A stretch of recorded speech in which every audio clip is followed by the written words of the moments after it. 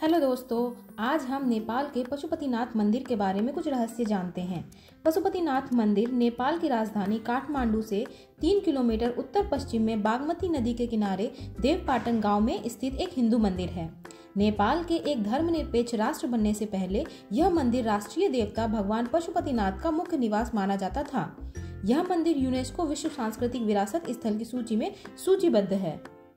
नेपाल महात्मा और हिमवंत खंड पर आधारित स्थानीय किंवदंती के अनुसार भगवान शिव एक बार वाराणसी के अन्य देवताओं को छोड़कर बागमती नदी के किनारे स्थित मृगस्थली चले गए, जो बागमती नदी के दूसरे किनारे पर जंगल में है।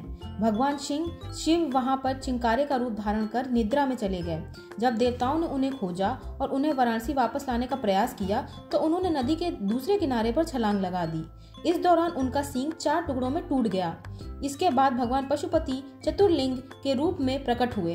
भारत के उत्तराखंड राज्य में स्थित प्रसिद्ध केदारनाथ मंदिर की किंवदंती के अनुसार पांडवों को स्वर्ग प्रयाण के समय भैंसे के रूप में शिव के दर्शन हुए थे, जो बाद में धरती में समा गए, लेकिन भीम ने उनकी पूंछ पकड़ ली थी।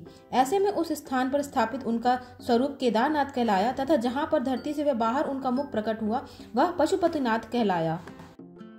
पशुपतिनाथ के विषय में मान्यता है कि जो व्यक्ति पशुपतिनाथ के दर्शन करता है उसका जन्म कभी भी पशु योनि में नहीं होता। जनश्रुति यह भी है कि इस मंदिर में दर्शन के लिए जाते समय भक्तों को मंदिर के बाहर स्थित नंदी का प्रथम दर्शन नहीं करना चाहिए। जो व्यक्ति पहले नंदी का दर्शन करता है बाद में शिवलिंग का दर्शन करता है उसे अगले जन्म में पशु योनि मिलती है। पशुपतिनाथ ज्योतिर्लिंग चतुर्मुखी है। इस ज्योतिर्लिंग के विषय में जनश्रुति है कि इसमें पारस पत्थर के गुण हैं जो लोहे को सोना बना सकते हैं। नेपाल वासियों और नेपाल के राज परिवार के लिए पशुपतिनाथ ज्योतिर्लिंग अत्यंत शुभ रहा है। इस मंदिर में भगवान शिव की 5 मुख वाली मूर्ति है।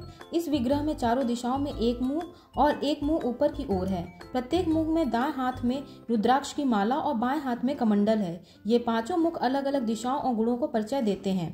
पूर्व दिशा के मुख को तत्पुरुष, पश्चिम के मुख को सदोजत, उत्तर के मुख को वामदेव, अर्धनारीश्वर, दक्षिण के मुख को अघोरा या ऊपर के मुख को ईशान मुख कहा जाता है।